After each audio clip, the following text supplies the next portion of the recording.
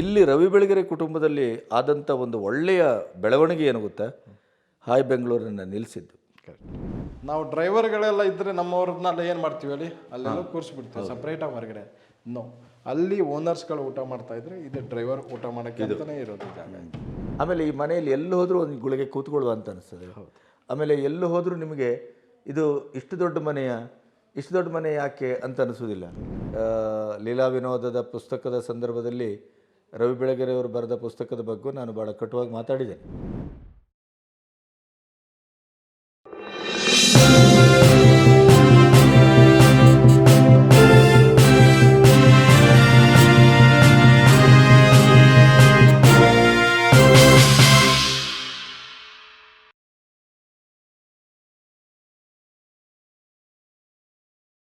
ಖಂಡಿತ. ಅಥವಾ ಕರ್ಣನಿಗೆ ಒಂದ್ ದಿವಸ ಆ ಭಾವನೆ ಬರಲೂಬಹುದು, ಅಥವಾ ಅವನು ಯಾರಿಗಾರು ಕೊಟ್ಟವರಿಗೆ ಇಲ್ಲ ಈ ಮನೆನ ಆ ತರ ಒಂದು ಸೃಷ್ಟಿ ಮಾಡ್ಬೇಕಂತ ಅನ್ಸಲೂಬಹುದು. ಹಾಗಾಗಿ ಅದು ಯಾವಾಗಲೂ ನಾವು ನಿರಾಸೆ ಪಡೋದು ಬೇಡ ಅಂತ ಹೇಳೋದು. ನಾವು ಕಿಚನ್ಗೆ ಹೋಗ್ಲಿಲ್ಲ, ಅದೊಂದು ಆಸಕ್ತಿ ಇದೆ. ಕಿಚನ್ ಒಂದೇ ಅಲ್ಲ, ಡೈನಿಂಗ್ ರೂಮ್ ತೋರಿಸ್ತಾ ಇದ್ದೀನಿ. ಅದೇ ಕಿಚನ್ನು, ಡೈನಿಂಗು.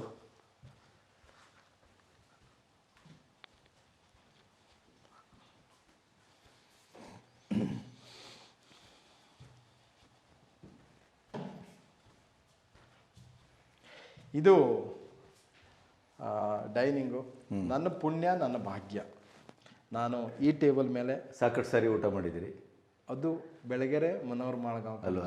ಹೌದು. ಅದು ಹೇಳ್ದಲ್ಲ, ಕಣ್ಣಲ್ಲಿ ಕಣ್ಣಿಟ್ಟು ನೋಡ್ತಾ ಇರಲಿಲ್ಲ.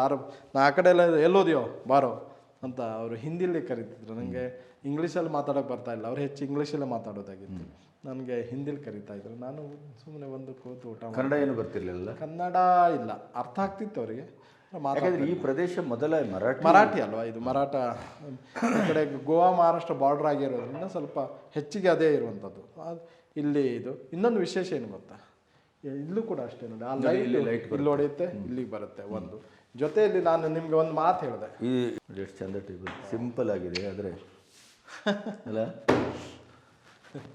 ಅದಲ್ಲ, ಇಲ್ಲಿ ನೋಡಿ, ನಾನು ಬೆಳಗೆರೆ ಅವರು ಮಾಳಗಾಂವ್ಕರಿಗೆ ಫಸ್ಟ್ ಕೊಟ್ಟಂಥ ಒಂದು ಜಿಂಕೆ ಇದು.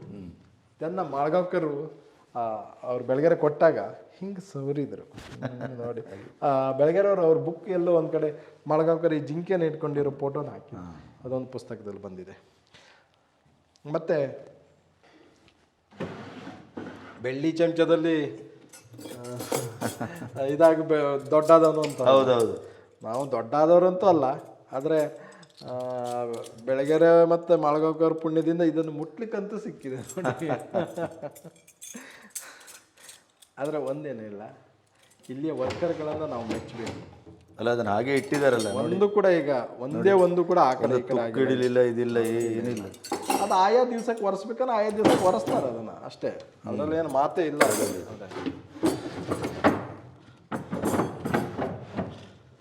ಬನ್ನಿ ಕಿಚನ್ಗೆ ಹೋಗೋಣ.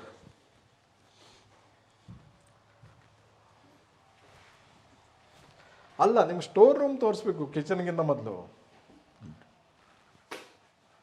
ಇಲ್ಲಿ ಇರೋ ಪಿಂಗಾಣಿ ಪಾತ್ರೆಗಳನ್ನ ನೋಡಿ.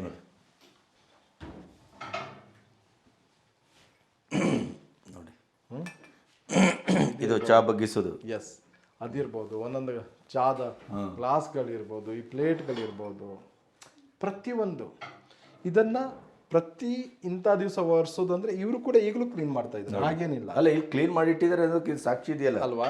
ಈಗ ಇಲ್ಲಿ ಯಾವುದೇ ಸಂಸಾರ ಬದುಕ್ತಾ ಇಲ್ಲ, ಅವ್ರು ಯಾರೂ ಇಲ್ಲ, ರವಿ ಬೆಳಗೆರೆ ಕಡೆಯವರು ಇಲ್ಲ, ಇವರು ಇಲ್ಲ. ಆದ್ರೂ ಇದನ್ನೇ ಒಂದು ಧೂಳಿಲ್ಲ, ಇಲ್ಲಿ ಸಾಧ್ಯನೇ ಇಲ್ಲ. ನೀವು ಧೂಳು ಈ ಮನೇಲಿ ತೋರ್ಸಕ್ ಸಾಧ್ಯನೇ ಇಲ್ಲ. ಆಮೇಲೆ ಇಂಥ ಮನೆಯಲ್ಲಿ ಧೂಳು ಜಾಸ್ತಿ, ಆಕ್ಚುಲಿ ಹೇಳ್ಬೇಕು ಅಂದ್ರೆ ಇವೆಲ್ಲ ಹಿಡ್ಕೊಳ್ತವೆ ಧೂಳು.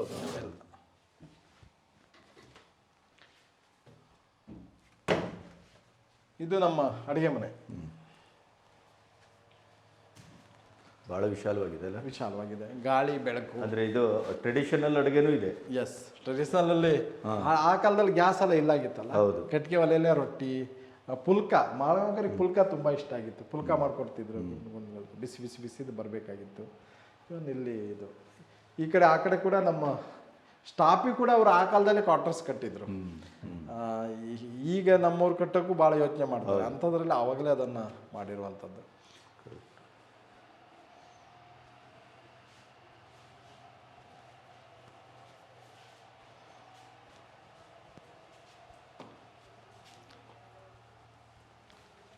ಇನ್ನೊಂದು ನಾನು ನಿಮ್ಗೆ ಹೇಳಬೇಕು, ನಾವು ಡ್ರೈವರ್ಗಳೆಲ್ಲ ಇದ್ದರೆ ನಮ್ಮವ್ರನ್ನೆಲ್ಲ ಏನು ಮಾಡ್ತೀವಿ ಹೇಳಿ, ಅಲ್ಲೆಲ್ಲ ಕೂರಿಸ್ಬಿಡ್ತೀವಿ ಸಪ್ರೇಟಾಗಿ ಹೊರಗಡೆ. ನೋ, ಅಲ್ಲಿ ಓನರ್ಸ್ಗಳು ಊಟ ಮಾಡ್ತಾ ಇದ್ರೆ ಇದು ಡ್ರೈವರ್ ಊಟ ಮಾಡೋಕ್ಕೆ ಅಂತಲೇ ಇರೋದು ಜಾಗ. ಅವ್ರಿಗೆ ಏನು ಬಡಿಸ್ತೀವಲ್ಲ ಅದು ಇವರಿಗೂ ಬಡಿಸ್ತಾ ಇದ್ರು. ಸ್ಥಳ ಮಾತ್ರ ವ್ಯತ್ಯಾಸ ಅಷ್ಟೇ, ಅದು ವಿಶೇಷ. ಇದು ಅದ್ಭುತ ನೋಡಿ. ಇಲ್ಲೂ ಹೌದು, ಪ್ರತಿಯೊಂದು ನೀವು 2 ಕಣ್ಣು ಸಾಲಲ್ಲ. ಕರೆಕ್ಟ್. ಇನ್ನೇನಾರು ಮತ್ತೆ ಇದೆಯಾ ನಿಮ್ಗೆ? ಏನಿಲ್ಲ, ನಮಗೆ ಬೇಕಾದ ಫೋಟೋದಲ್ಲಿ ಇದೆ. ಹಂಗೆ ಸಂಜೆ ಆಯ್ತು ಅಂತ ಹೇಳಿ ಬೇಕಾದ ಫೋಟೋದಲ್ಲಿದೆ ಅಂದರೆ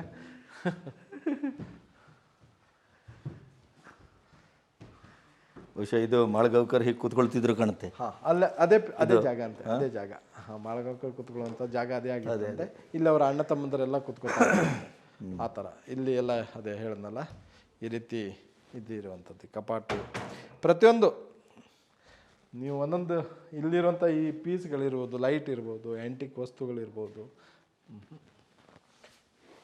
ಆದರೆ ಒಂದು ಏನಾಯಿತು, ಮೊದಲೆಲ್ಲ ಮಾಳಗಾವ್ಕರ್ ಇದ್ದಾಗ ಈ ಥರ ಯಾರು ನೋಡ್ಲಿಕ್ಕೆ ಬರೋರಂತೆ, ಬಂದಾಗ ಒಂದೊಂದು ಎತ್ಕೊಂಡು ಹೋಗ್ಬಿಡ್ತಿದ್ರಂತೆ. ಹೌದಾ? ಹಾಗಾಗಿ ಕೊನೆಗೆ ಯಾರನ್ನು ಈ ಮನೆ ಬಿಟ್ಕೊಳ್ಳಿಲ್ಲ ಅಷ್ಟೇ.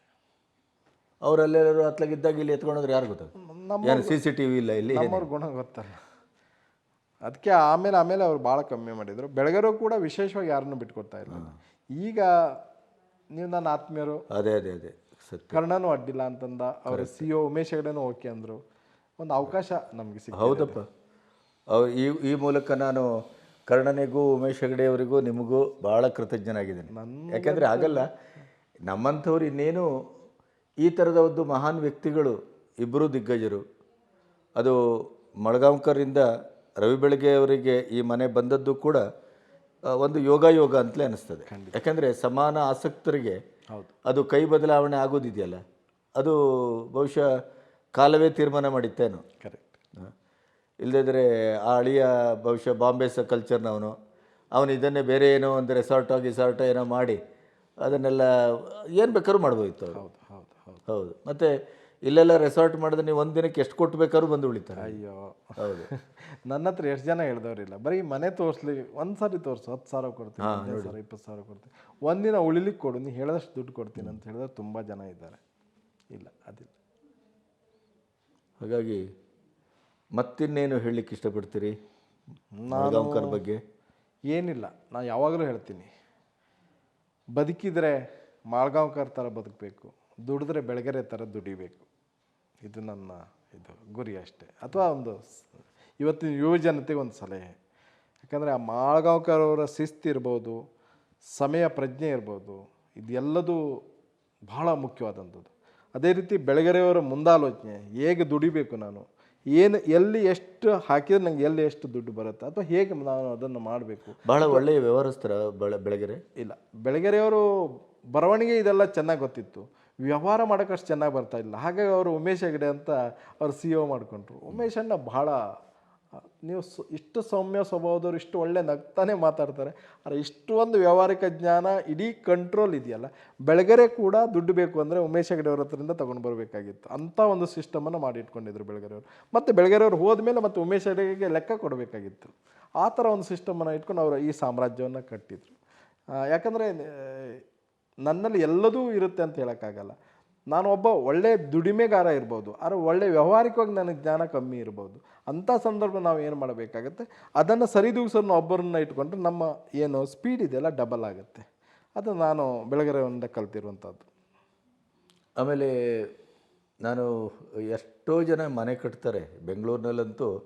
ನೀವು ಮನೆ ಅಂತಂದರೆ ಅದು ಹೋದಾಗ ನಿಮಗೆ ಅದು ಸಿನಿಮಾ ಸೆಟ್ಟೋ ಮನೆನೋ ಅಥವಾ ಈ ಆಂಧ್ರದಿಂದ ಬರುವಂಥ ಸಿನಿಮಾಗಳ ಫ್ರೇಮ ಗೊತ್ತಾಗೋದಿಲ್ಲ.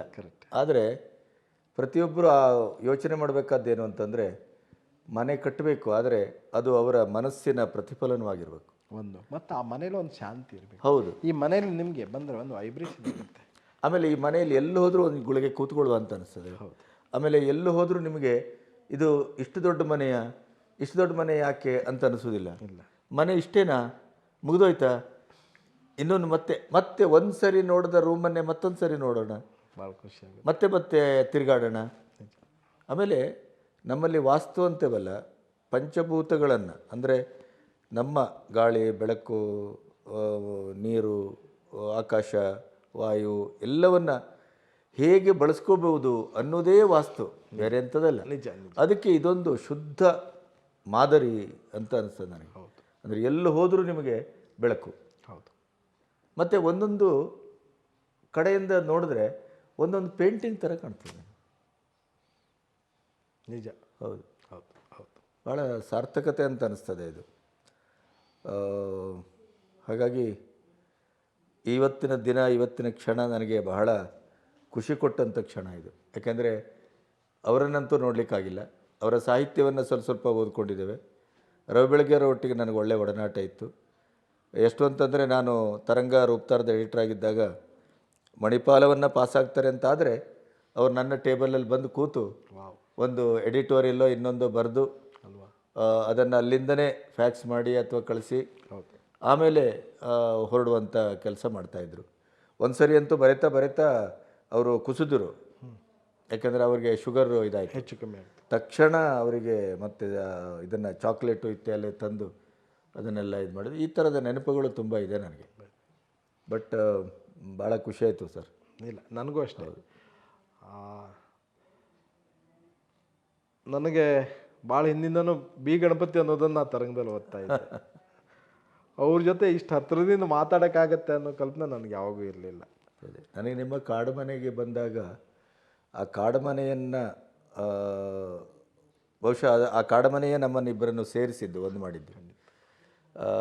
ಆವಾಗಲೇ ನನಗೆ ಒಂದು ದರ್ಶನ ಆದದ್ದೇನು ಅಂದರೆ, ಪರಿಸರವನ್ನು ಪ್ರೀತಿಸೋರು ನೋಡಿದ್ದೇನೆ, ಪರಿಸರಕ್ಕಾಗಿ ಬದುಕೋರು ನೋಡಿದ್ದೇನೆ, ಪರಿಸರ ಉಳಿಬೇಕು ಅಂತ ಹೋರಾಟ ಮಾಡೋರು ನೋಡಿದ್ದೇನೆ.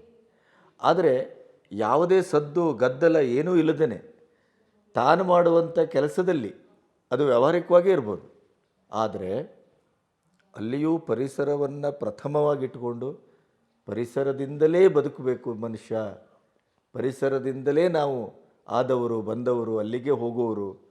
ಹಾಗಾಗಿ ಪರಿಸರವನ್ನು ಚೆನ್ನಾಗಿಟ್ಕೊಂಡ್ರೆ ನಾವು ಚೆನ್ನಾಗಿ ಬದುಕ್ಬೋದು ಅನ್ನೋದಕ್ಕೆ ನನ್ನ ಜೀವನದಲ್ಲಿ ನಾನು ನೋಡಿದಂಥ ಒಂದು ಒಳ್ಳೆಯ ಮಾದರಿ, ಒಳ್ಳೆಯ ನೆನಪು, ಒಳ್ಳೆಯ ಕೆಲಸ ಅಂತಂದರೆ ಅದು ಕಾಡುಮನೆ ಮತ್ತು ಜೇನುಮನೆ. Thank you. ಅದರ ಮಟ್ಟಿಗೆ ನಿಮ್ಮನ್ನು ಹೊಗಳಬೇಕಾಗಿಲ್ಲ ಅಥವಾ ನಿಮಗೆ ಇದು ಮಾಡಬೇಕಾಗಿಲ್ಲ. ನಾನು ಲೀಲಾ ವಿನೋದದ ಪುಸ್ತಕದ ಸಂದರ್ಭದಲ್ಲಿ ರವಿ ಬೆಳಗೆರೆಯವರು ಬರೆದ ಪುಸ್ತಕದ ಬಗ್ಗೆ ನಾನು ಭಾಳ ಕಟುವಾಗಿ ಮಾತಾಡಿದ್ದೇನೆ. ಆಗ ಕೆಲವು ಅವರ ಅಭಿಮಾನಿಗಳು ನನಗೆ ಅಪಭ್ರಂಶದಲ್ಲಿ ಪ್ರತಿಕ್ರಿಯಿಸಿದ್ದುಂಟು. ಆದರೆ ನಾನು ಹೇಳೋದು, ರವಿ ಬೆಳಗೆರೆಯವರ ಬರಹ, ಅವರ ಬದುಕು, ಅವರ ಧಾಟಿ, ಅವರ ಕೆಲವು ಸಂದರ್ಭದಲ್ಲಿ ಅವರು ವರ್ತಿಸಿದ ರೀತಿ, ಅದನ್ನು ಆಕ್ಷೇಪ ಮಾಡ್ಬೋದು. ಆದರೆ ನೀವು ಅದನ್ನು ಸಾರಾಸಗಟಾಗಿ ಅವರನ್ನು ತಿರಸ್ಕರಿಸಲಿಕ್ಕಾಗೋದಿಲ್ಲ. ಯಾಕಂದರೆ ಬಹಳ ಬಹುಮುಖಿ ವ್ಯಕ್ತಿತ್ವ, ಖಂಡಿತ. ಅದೊಂದು ಸಾಗರ ಸದೃಶ. ಅದು ನೀವು ಅದು ಎಲ್ಲಿಗೆ ಹೇಗೆ ಮಾತಾಡಬೇಕೋ ಹಾಗೆ ಮಾತಾಡಬೇಕು. ಯಾವ್ಯಾವ ಮುಖದಲ್ಲಿ ಅವರನ್ನು ನೋಡ್ತೀರಿ ಅನ್ನೋದ್ರ ಬಗ್ಗೆ ಆ ರೀತಿಯ ಪ್ರತಿಕ್ರಿಯೆಯನ್ನು ಮಾಡಬೇಕು. ನಿಜ. ಹಾಗಾಗಿ ಅವರು ಬಹುಶ್ರುತರು ಮತ್ತು ಆದಂಥ ಪ್ರತಿಕ್ರಿಯೆಗೆ ತುತ್ತಾಗಿ ಇವತ್ತಿಗೂ ಬದುಕಿದ್ದವರು ಅಂತ ಅಂದ್ಕೊಳ್ಳಿ. ಅಲ್ಲ, ಅವರು ಅತಿ ಹೆಚ್ಚು ಟೀಕೆಗೆ ಒಳಗಾಗಿ ಅತಿ ಹೆಚ್ಚು ಕಾಲ ತೀರ್ಕೊಂಡ ಮೇಲೂ ಬದುಕಿರುವಂಥವ್ರು ಬೆಳಗೆರೆ. ಅದಂತೂ ಪಕ್ಕ. ಯಾಕಂದರೆ ಅವ್ರನ್ನ ಬೈಯೋರು ಕೂಡ ಅವರನ್ನು ಎಲ್ಲೋ ಒಂದು ಕಡೆ ಹೊಗಳುತ್ತಾರೆ, ಎಲ್ಲೋ ಒಂದು ಕಡೆ ಪ್ರೀತಿಸ್ತಾರೆ, ಎಲ್ಲೋ ಒಂದು ಕಡೆ ಗೌರವಿಸ್ತಾರೆ, ಎಲ್ಲೋ ಒಂದು ಕಡೆ ನೆನಪು ಮಾಡ್ಕೋತಾರೆ. ಇದು ನಾನು ಭಾಳ ಸಾರಿ ನೋಡಿದ್ದೆ. ಹೌದು. ಒಂದು ವಿಶಿಷ್ಟವಾದಂಥ ಮತ್ತು ವಿಚಿತ್ರವಾದಂಥ ಒಂದು ಪತ್ರಿಕೋದ್ಯಮದ ಅಲೆಯನ್ನು ಸೃಜಿಸಿ ಆ ದಾರಿಯನ್ನು ಬಿಟ್ಟೋದವರು. ಹೌದು ಹೌದು ಹೌದು. ಆ ದಾರಿಯಲ್ಲಿ ಮತ್ತಾರಿಗೂ ನಡೀಲಿಕ್ಕೆ ಆಗೋದಿಲ್ಲ. ಯಾಕಂದರೆ ಅವರ ನಡೆದ ದಾರಿ ತುಂಬ ಕಠಿಣ ದಾರಿ. ಹಾಗಾಗಿ ಲಂಕೇಶ್ ಅವರು ಬದುಕಿದ್ದು ಒಂದು ಅದ್ಭುತವಾದ ಬದುಕು, ಮಾದರಿ. ಆ ಮಾದರಿ ಮತ್ತೆ ಅವರ ಮಕ್ಕಳಿಂದಲೂ ಮುಂದುವರಿಸಲಿಕ್ಕಾಗಿಲ್ಲ. ಖಂಡಿತ. ಇಲ್ಲಿ ರವಿ ಬೆಳಗೆರೆ ಕುಟುಂಬದಲ್ಲಿ ಆದಂಥ ಒಂದು ಒಳ್ಳೆಯ ಬೆಳವಣಿಗೆ ಏನು ಗೊತ್ತಾ, ಹಾಯ್ ಬೆಂಗಳೂರನ್ನು ನಿಲ್ಲಿಸಿದ್ದು. ಹಾಯ್ ಬೆಂಗಳೂರನ್ನು ಮತ್ತೆ ಮುಂದುವರಿಸಿದ್ರೆ ರವಿ ಬೆಳಗೆರೆಯವರು ಮಾಡಿ ಹೋದಂಥ ಒಂದು ಆ ಛಾಪು, ಆ ಮುದ್ರೆ, ಅದಕ್ಕೊಂದಿಷ್ಟು ಕಿಲುಬು ತಾಗ್ತಾಯಿತ್ತು. ಹೌದು ಹೌದು ಹೌದು ಹೌದು. ಸೊ ಅವ್ರು ಏನೇ ಮಾಡಿದರೂ ಅದನ್ನು ನೆನಪುಳಿಯುವ ಹಾಗೆ ಮಾಡಿದ್ದಾರೆ ಅಂತ ಅಂದ್ಕೊಳ್ತೇನೆ. ಮತ್ತು ನೋಡುವ ಹಾಗೆ, ನೆನಪಿಸುವ ಹಾಗೆ, ಬಹುಶಃ ಅವ್ರ ಬಗ್ಗೆ ಮತ್ತೆ ಮಾತಾಡುವ ಹಾಗೆ ಮಾಡಿದ್ದಾರೆ ಅಂತ ಅಂದ್ಕೊಳ್ಳೋದಕ್ಕೆ ಅವರು ಖರೀದಿಸಿದ ಈ ಮನೆಯೂ ಸಾಕ್ಷಿ. ಖಂಡಿತ ಅವರು ಅದನ್ನು ಅದೇ ರೀತಿ ಉಳಿಸ್ಕೊಂಡದ್ದು ಕೂಡ ಒಂದು ಮಾದರಿ. ಖಂಡಿತ ಸರ್. ಸೊ ನೀವು ನಮಗೆ ಇಂಚು ತೋರಿಸಿದಿರಿ, ತುಂಬ ಸಂತೋಷ ಆಯಿತು ಸರ್, ಭಾಳ ಖುಷಿ ಆಯಿತು. Thank you. Thank you.